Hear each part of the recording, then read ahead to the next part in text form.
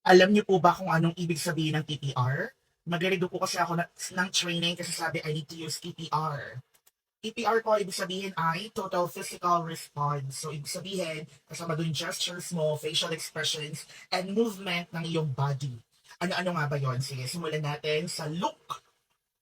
Look. Or look.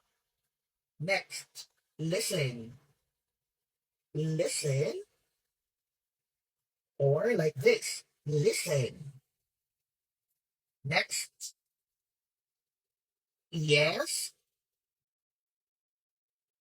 Or okay. Correct. Incorrect.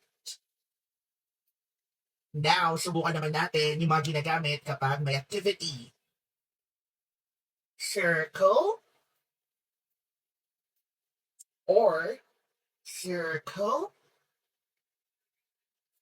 Kapag naman may i-click, you can do this one. Click, click.